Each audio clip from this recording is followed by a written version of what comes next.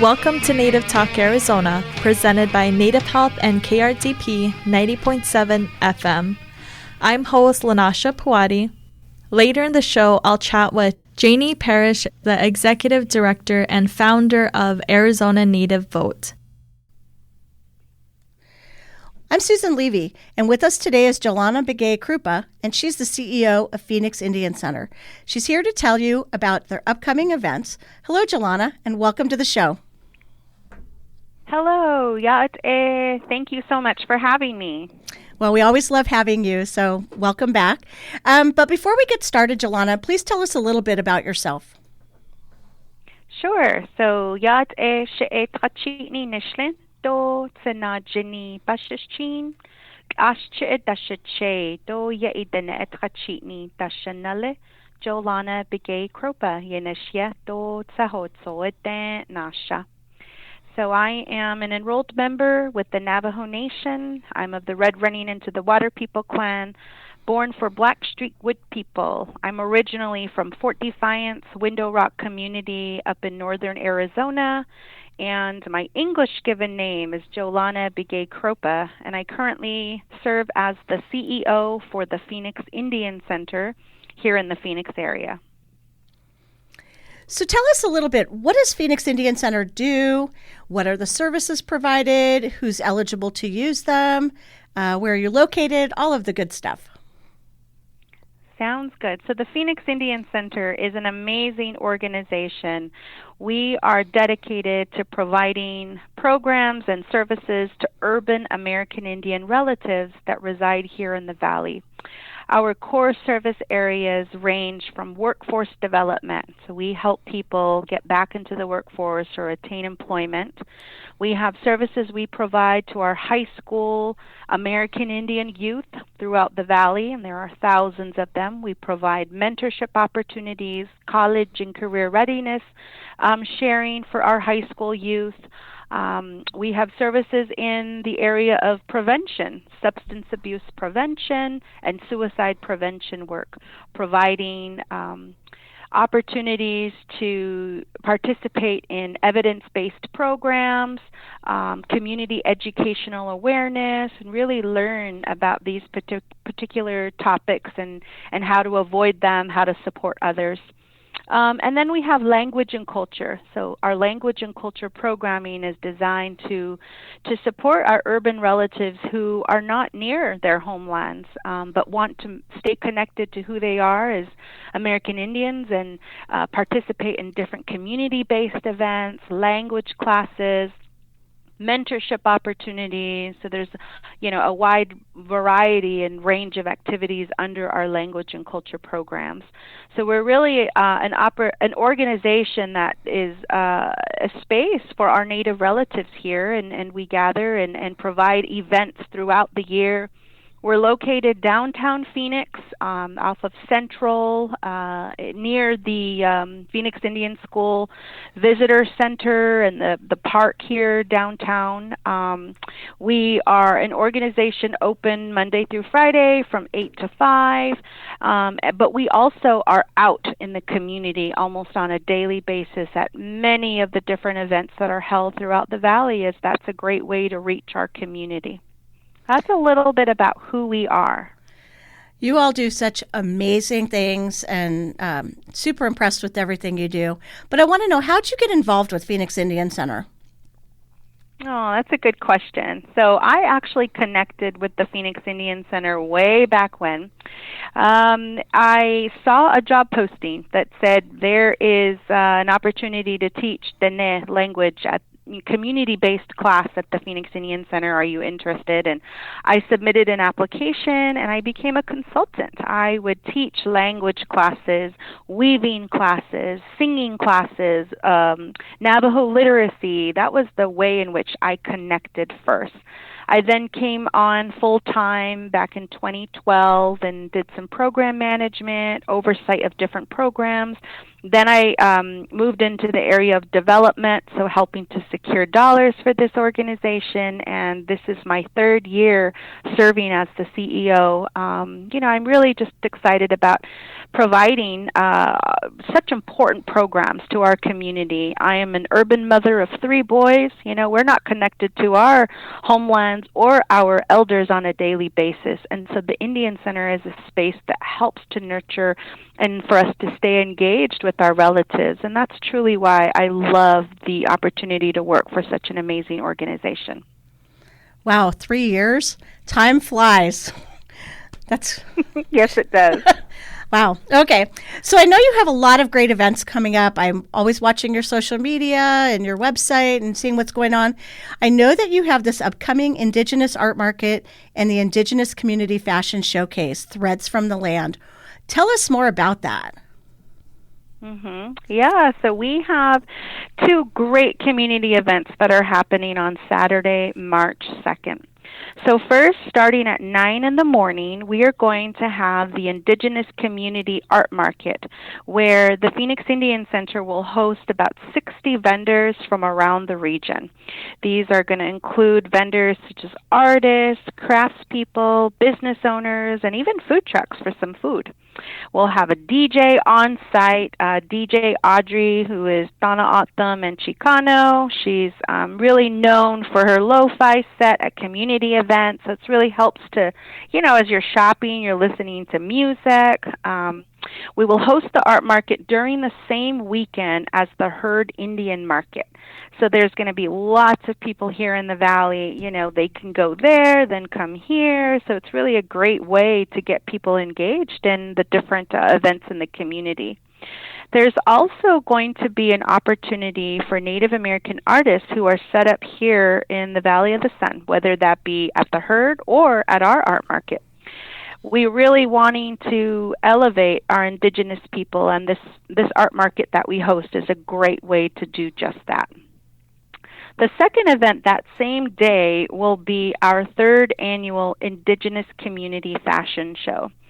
This event is going to be an evening where we host a wonderful community-based event. It is a ticketed event as it's going to help us raise money for our programs. We're so excited about this fashion show. It started in 2022 with the idea to highlight fashion designers in the community. We have 2 runway shows that are part of the event. So the first segment is really focused on community designers. This is a chance for people to enter one look in our fashion show. They can be the model themselves, or maybe they find the model to walk down the runway for them, but feature their piece. The items range from traditional to contemporary, and it's just not limited to clothing. We've had designers who've featured hats, jewelry, accessories, swimwear, and even handcrafted teddy bears that were sewn by our youngsters. So it was an opportunity to showcase and be proud of their pieces. And so our community members, they're judged. There's a judging on their pieces, a panel who takes a look at them, and then there's award prizes at the end for the community designer segment. The second part of the evening focuses on 5 featured designers who are selected, and it's based on their clothing line, talent, and really just getting their names out there in the world. This event helps put the spotlight on these designers to showcase their amazing work, and we have some talented individuals. The show also includes Indigenous models, hairstylists, makeup artists, and photographers who, make up the entire fabric of what the show is all about. Our strong Native community and showcasing the talents and strengths of our people. So doesn't that just sound like a fabulous event? I think it sounds amazing. So I don't know if this is probably like asking your favorite child, but do you have a favorite memory from one of the past events, from one of the fashion showcases? Oh my gosh. Last year or the year before? Yeah, so Oh, the event itself, I really, I've loved both of them, to be honest, and they get better and better each year. But I think it's really about these community designers that come together to showcase their piece and to be proud of, this really wonderful talent that perhaps was passed down for generations in their families. It's about seeing these community members, come together and participate. It's a community-based event. It's so wonderful to see such talented people in our own backyards.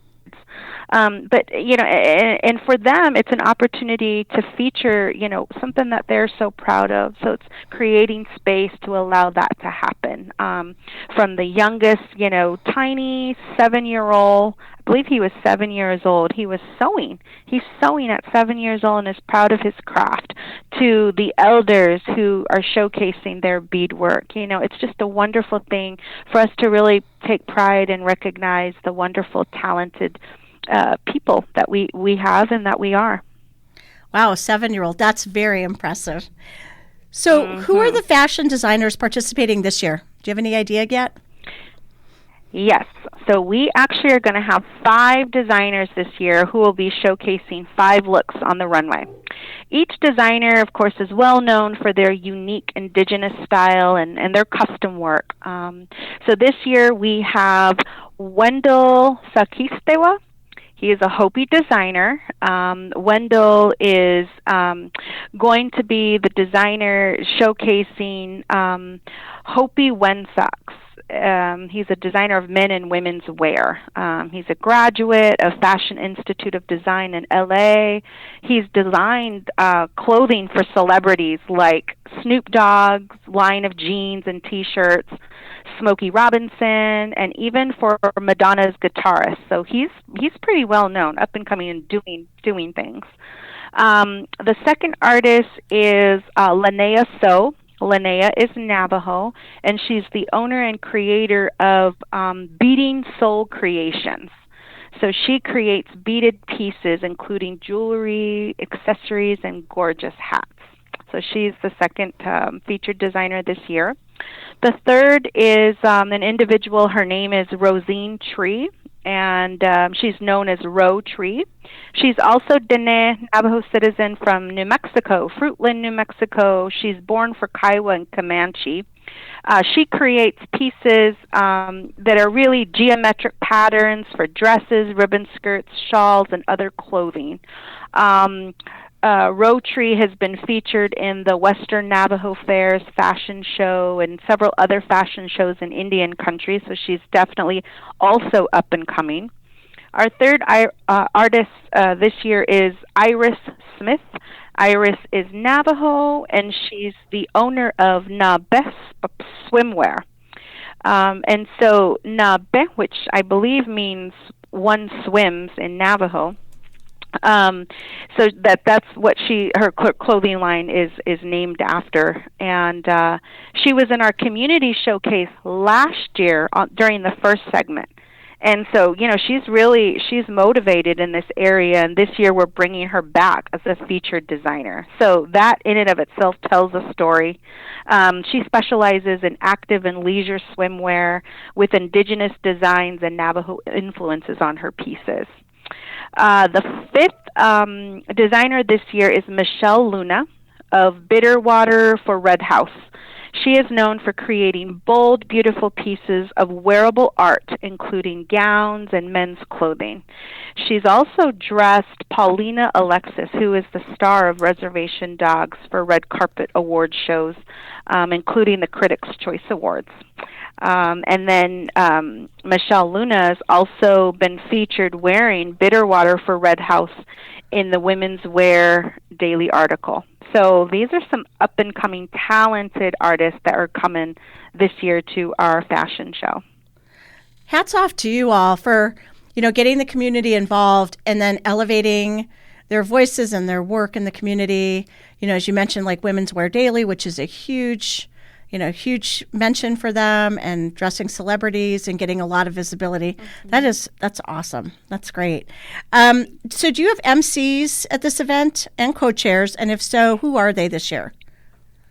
Yeah, so this year we are fortunate to have two MCs who are well known in the Valley and throughout the region for their work in the community and on TV.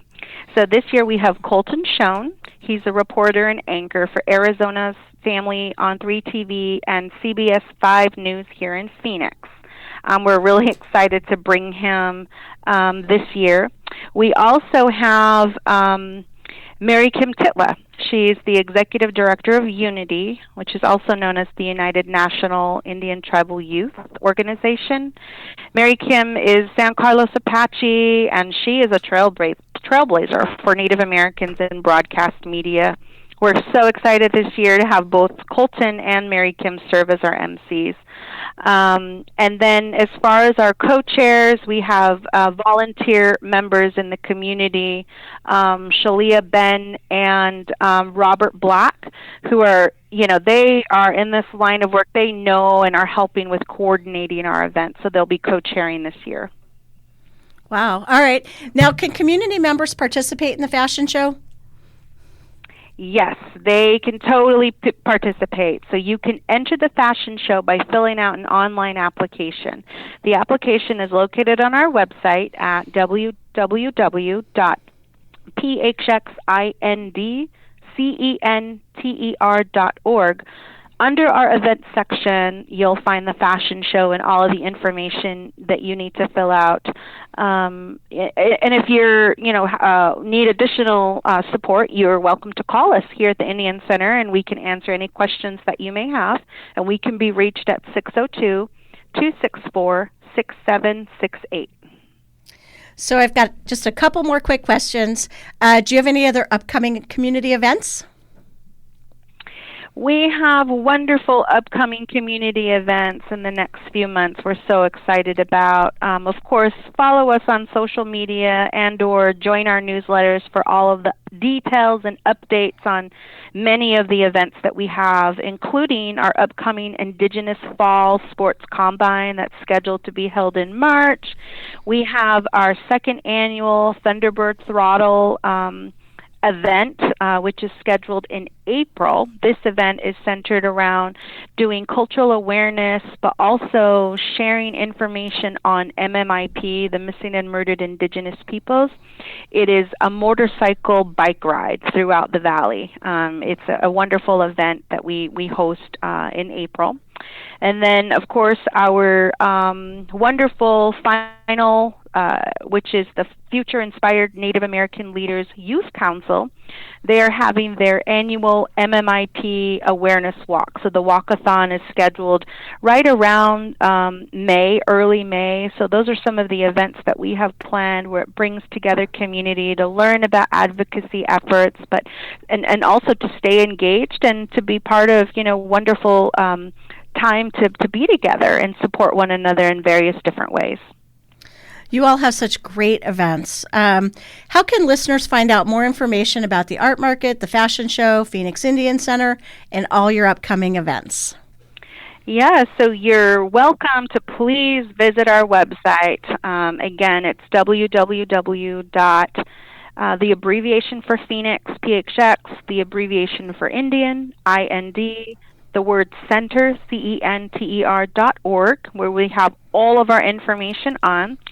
You can also follow us on our social media channels, Facebook, Instagram, where we provide all kinds of different updates that we have going on. So that's a great way to stay engaged and kind of learn about the different events and programming. And if you're wanting to ask and have specific questions, we welcome you to reach out to us by phone at 602-264-6768. We're happy to provide any support we can that way. Jolyana, we really appreciate your time. I know you're super busy, but we appreciate that you took time out of your day to give us all this information. I think these two events sound amazing, right up my alley. So looking forward to attending. So thank you. Yes, thank you so much, and thank you for all that you do as well. We hope to invite all of you to come on out and celebrate and enjoy the evening and the day with us. Thank you for all that you do. Coming up, I'll chat with Jaynie Parrish, the Executive Director and founder of Arizona Native Vote. Support for KRDP 90.7 FM comes in part from Native Health, with 2 locations in Phoenix, 4041 North Central Avenue, Building C, near the corner of Central Avenue and Indian School Road, and at 2423 West Dunlap Avenue. Native Health is also located in Mesa at 777 West Southern Avenue, near the corner of Southern Avenue and Extension Road. Native Health provides primary medical, dental, behavioral health, WIC, and wellness services for the urban Native American community. For more information, call 602-279-5262 or visit our webpage at nativehealthphoenix.org.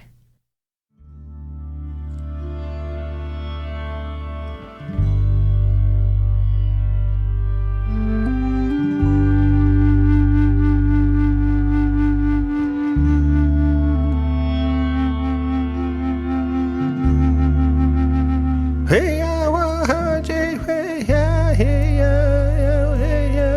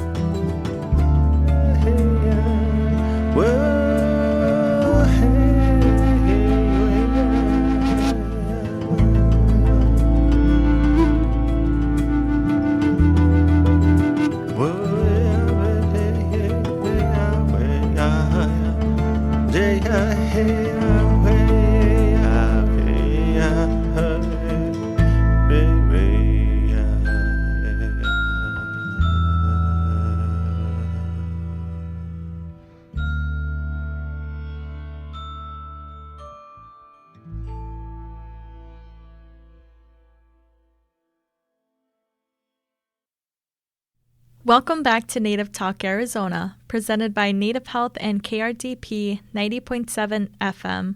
I'm host Lanasha Pawadi. Jaynie Parrish is the executive director and founder of Arizona Native Vote, dedicated to building tribal and rural political power by working with community members to increase voter registration and civic engagement. Hello, Jaynie. It's an honor to have you on our show today. Thank you for having me. And before we get started, can you tell us a little bit about yourself? Sure. I'll do my Navajo introductions for my Navajo relatives. Jaynie Parrish Insha, the Bethlehem Nishle, Ashin Bashin, Nakaidna Dashe, Do Torch Ini Dashanala, Tayat Odan Tahodan Do Torneja de Nasha. And for your non-Diné speaking listeners, I am Jaynie Parrish. I'm originally from Kayenta, Window Rock, Arizona. My father's from Kayenta, and my mother's from Window Rock. And I'm happy to be here to talk about the power of Native voters and what we can do this year. Oh, wow, that's awesome. Thank you for sharing that, Jaynie. And can you please give us an overview of the Arizona Native Vote and what you do? It's simple. Really what we do is doing our best this year and every year to get Native voters informed and get them excited about what is civic engagement, what is community organizing. And the big goals, of course, is to always increase voter turnout and increase voter registration. Currently, our regions that we work in are in Navajo County, specifically Apache County and Coconino County. We are a new nonprofit, nonpartisan organization, and we do have bigger dreams of expanding some of our efforts to Maricopa County and some of the other places around the state. But really, the goal has always been to really focus on our communities. We're from these communities. We know how to organize. We know how to communicate with folks about local issues. And one of the biggest gaps I have seen, and many of our team members have seen over the years, is really the lack of investment on a year-round basis in our communities to touch on some of these issues. And so that was one of the biggest reasons Arizona Native Vote was started, was to fill in those gaps and be the local experts, hire locally, train locally, because we have such an incredible amount of talent in our communities that's not being harnessed, it's not being shaped, and especially with young people. And so we wanted to be a consistent organization to try to do some of these things around increasing civic engagement, voter participation, and election knowledge. And can you tell us a little bit of how you got interested in politics and voting?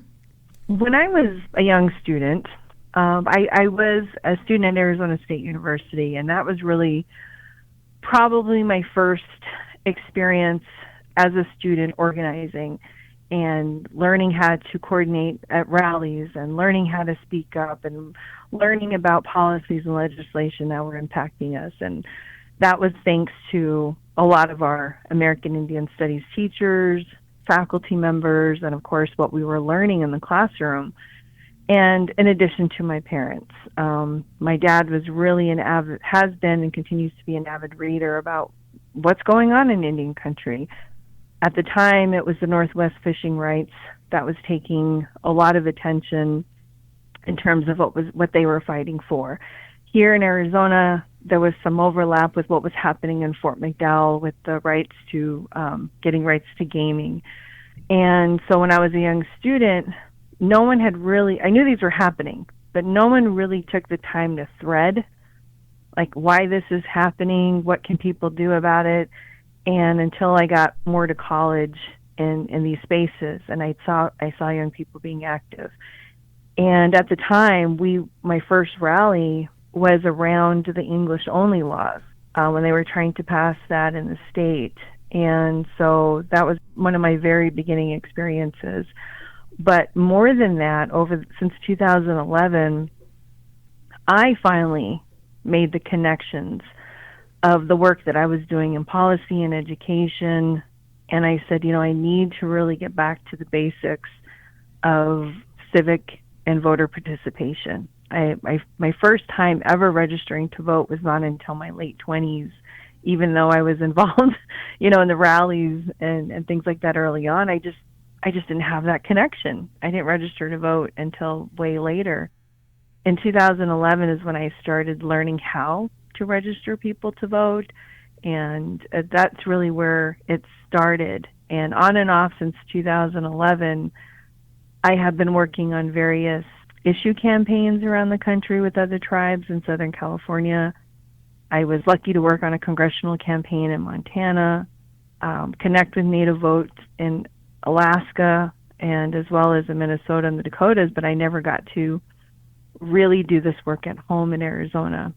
And in 2020, I had that chance to do that. And so this is a full circle of how I really got involved in politics, because everything came back to voting. Everything came back to voting rights and, why these policies exist and who's making those decisions for funding and laws. And it came back to our leadership.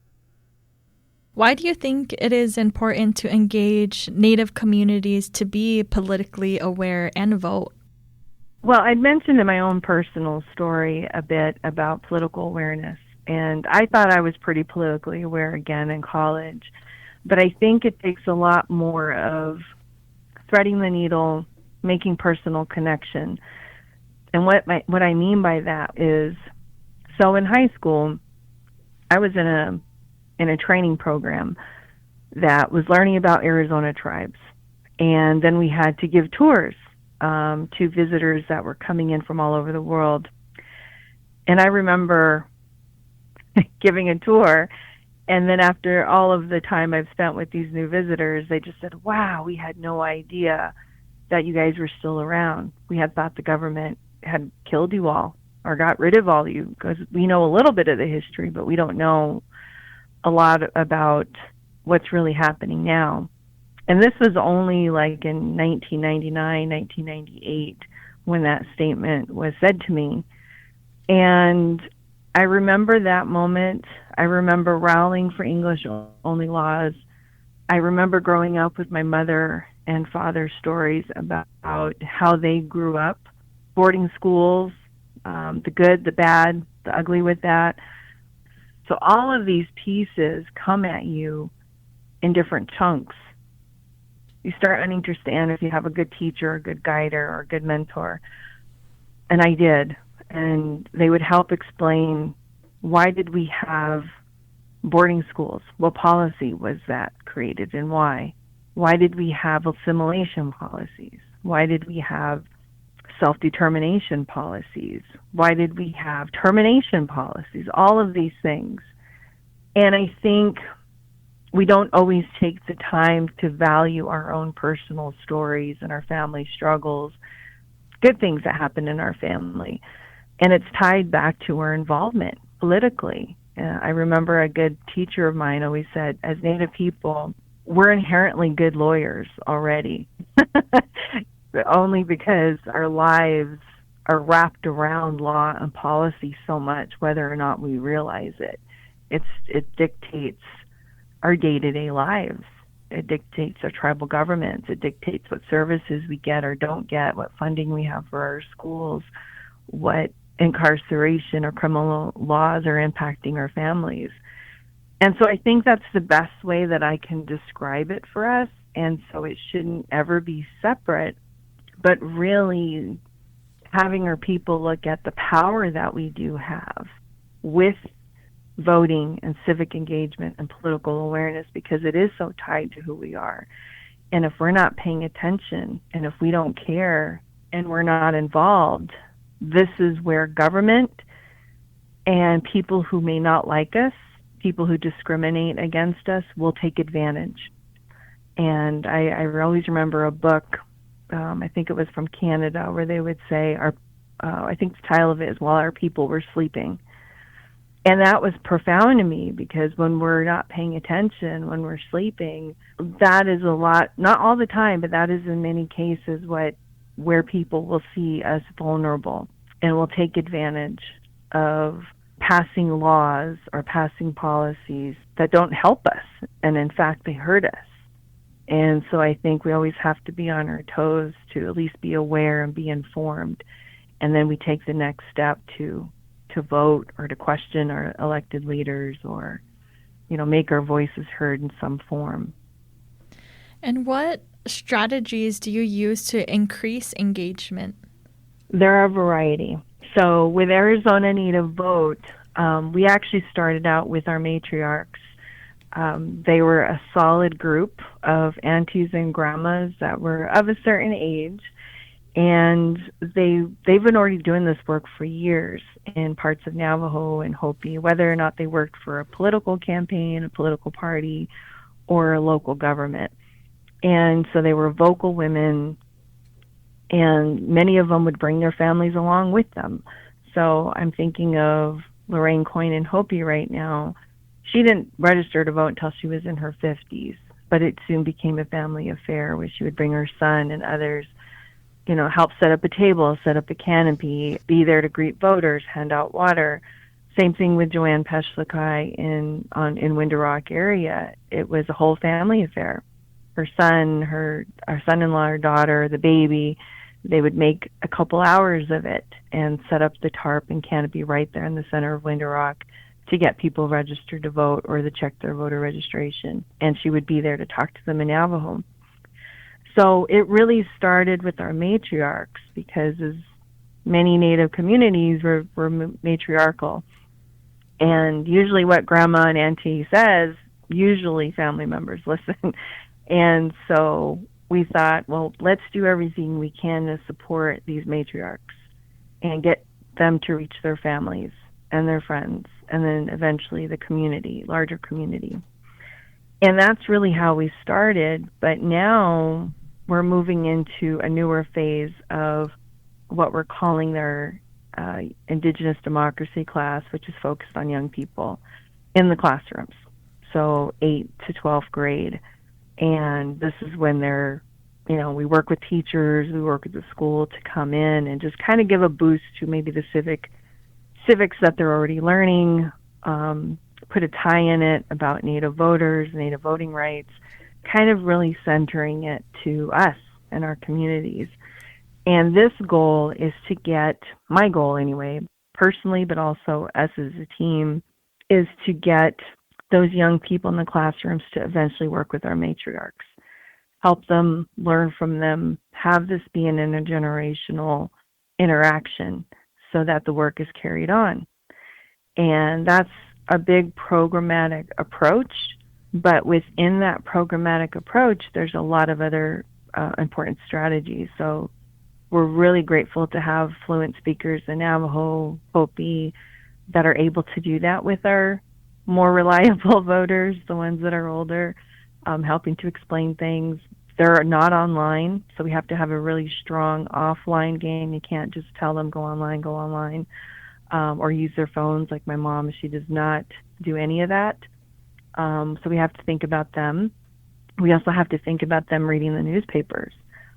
We still have a lot of people who rely on tribal newspapers and tribal radio to get their news and information. We have to make sure that our information is matching. However, with the younger folks, of course, everything's online. So we're trying to build up that part of our team, is to have a good digital team to reach folks that are used to being on their phones. It's a communication strategy. That's a big part of it. But then the other part is actually being in person. And that's the beauty of our fire keepers. They're our matriarchs. We call that our fire keepers program, but it's our matriarchs.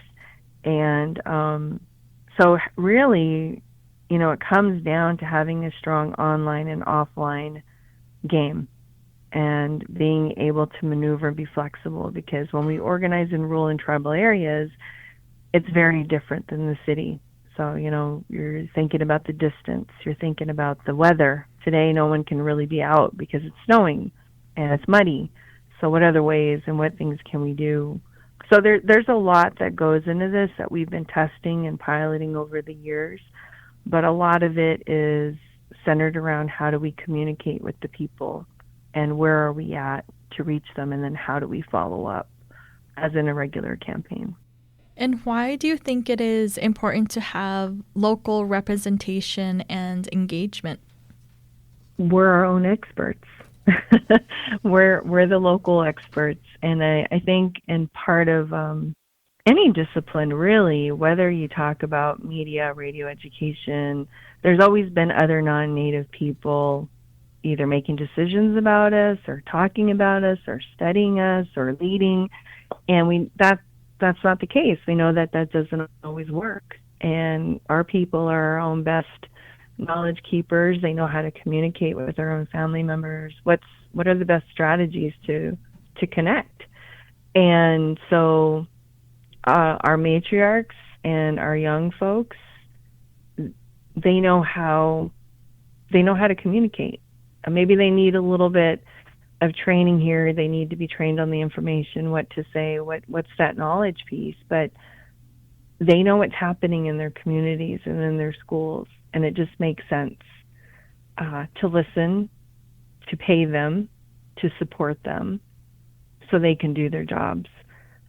Too many times when I worked on a campaign, I was the only Native person, and it was not in many ways sometimes what I wanted.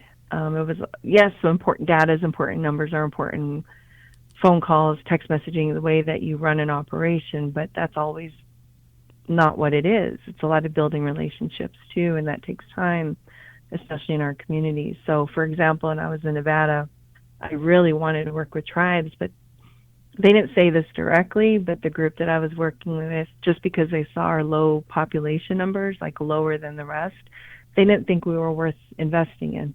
They didn't think that, the small population of tribes in Nevada was worth putting any more time than we needed to. And that really pissed me off. But it's the idea of investment And that's, again, why we created Arizona Native Vote, is we want to have our own Native people running the show, to be campaign leaders, to be the digital media communications director, to be the field director, and eventually maybe run for office and run their own campaigns. But it's another discipline where we haven't always been in.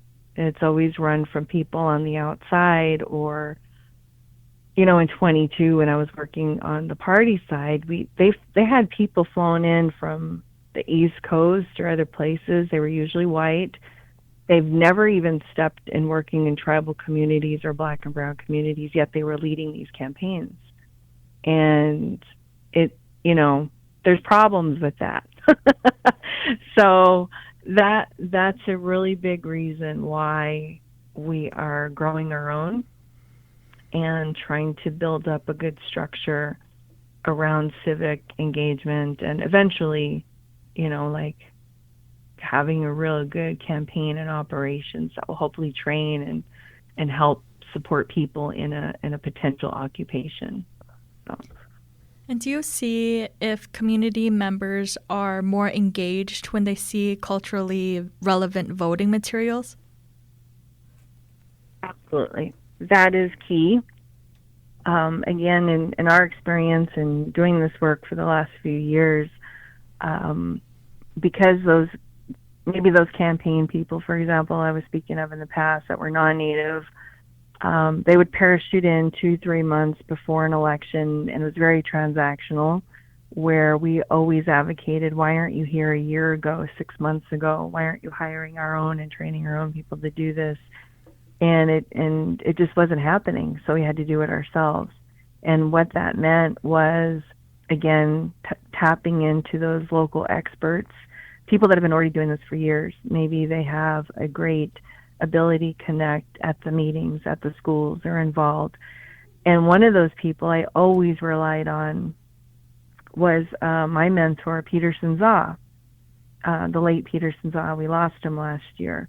But, for example, he would always be my go-to for any radio announcements, news, or updates, and I would just go and record him, visit with him at his home, and people knew his voice.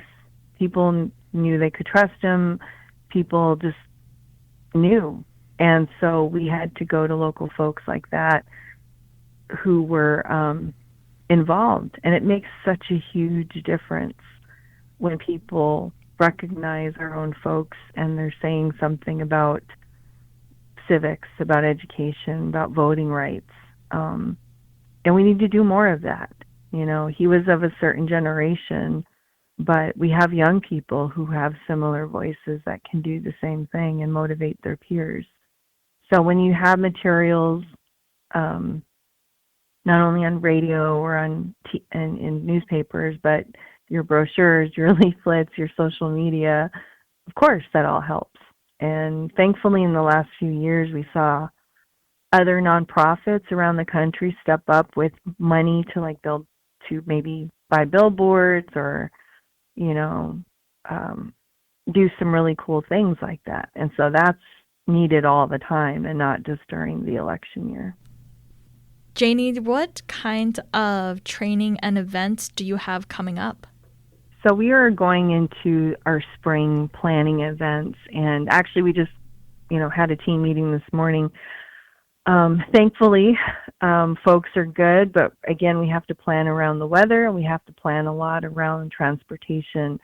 And so right now, for example, it really will depend on each organizer. They set up their hours, they set up their time frame, but we do try to tap into events around the local schools, events that are being held in the community. So this week, for example, there's a lot of Valentine's Day bazaars around Navajo and parts of Hopi.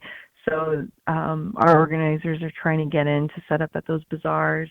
There's always flea markets when they're open. We have a young person this week, this coming week is also the regionals for basketball, and you know how that is huge in Indian country, especially Navajo. And so trying to make sure there's presence at those basketball games. And really, our organizers do everything they can to be where the people are. About a couple weeks ago before the new year, our two organizers in Apache County worked with Chinle Indian Health Service and were able to set up there. And that's been really nice because IHS has did a mandate, I think, or at least an awareness to say, yes, this year we're going to work to get our patients or clients informed about civic engagement. So when companies, when organizations, when government departments are able to do things like that, to say, yes, we're going to prioritize voter registration and civic engagement, it makes our jobs a lot easier too. So those are just some of the things, but week by week, it really depends on the organizer, but the goal is each week is to make sure they are in public spaces, and they spend about 30% of their time as well giving back to the community. And what that looks like is also different. So this past few weeks in Hopi, it's ceremonial time, so a lot of things have gone like quiet, and there's not a lot of there's certain things that are happening for like weddings and other ceremonial preparation. And so two of our organizers are helping with prep. They're cleaning, they're cooking, they're hauling wood with the families that need it. And that's one way that they're being present, and they're not necessarily talking always about voting or elections, but they're being of help. Two other organizers in Apache County, they do regular elder checks on folks that they know in their community, and they attend regular chapter meetings to find out who needs assistance, and they'll sign up for that sometimes during the week. Other times, right now, especially in the wintertime, we have some organizers who have access to coal and firewood or water distributions, and they know of folks that are either not on the list in the chapter house getting it, or they know that they're not, or they don't have transportation to or drop off for whatever reason. And so one of them right now, she's making a list to deliver for the week what those families are of in need of. So it's an incredible part. Yes, they get paid well. We pay anywhere from 18 to 20 to start. We're trying to up it to 22. But really, you know, we're just paying them because they're already doing this in the community. They're trying to make it better. They're trying to help their neighbors. They're trying to help their families. They're trying to, and at the same time, when there is space and they know when to take the cue, when to talk about votings and elections issues, and you know, we leave it to them. And so it's a great balance, and that's a very important part of our program, as we didn't want to just be transactional. We didn't want to parachute in. We wanted to make sure that we were doing all the things that we knew had to be done, because many of us have worked on a lot of crappy campaigns, to be honest, in the past. And we said, we're not going to recreate that. We're going to recreate something that we want, that's year-round, that we can invest in, that we can be around long-term. And again, the heart and soul of our organization are the matriarchs and the field organizers that are doing the work. So we just kind of shift and revolve around them in many ways. And are there any upcoming voter registration dates? Yeah, every week. Again, there depends on where you're at. In Hopi, there's folks that are working there at their local setups at the stores. They're on the flea market areas around, again, in Chinle, sometimes Window Rock. But and that's the thing, is that you kind of have to check in. You have to check in with the local organizers. We have their phone numbers and their names already that they hand out, and that they're in touch with folks there to do that. Oh, wow, So- that's awesome. And finally, how can our listeners find more information about Arizona Native Vote, and how can they contact you if they have further questions? We have our website, which is a good first place to go. We're going to put more information on there, but right now it has some really good pieces of information. It's arizonanativevote.org, and there you can find the names of our organizers, and we'll have contact information as well as the region that they're covering. You can also find us on Instagram. We are there at AZ Native Vote, and as well on Facebook at AZ Native Vote. Those are two places online that are really good. And if you want to call, if that's a lot easier, we have a phone number, 602-785-4207. Again, that's 602-785-4207. And you can always email us at info@arizonanativevote.org. Perfect. I would like to thank you, Jaynie, for coming on air with us today to tell us more about the Arizona Native Vote. Thank you. Thank you for listening to Native Talk Arizona, supported by Native Health and KRDP 90.7 FM. Audio editing by Javier Quiroga, and the executive producer is Susan Levy. And I'm host Lanasha Puwadi. We hope you tune in again next week. If you have any questions, please email us at nativetalkaz@radiophoenix.org.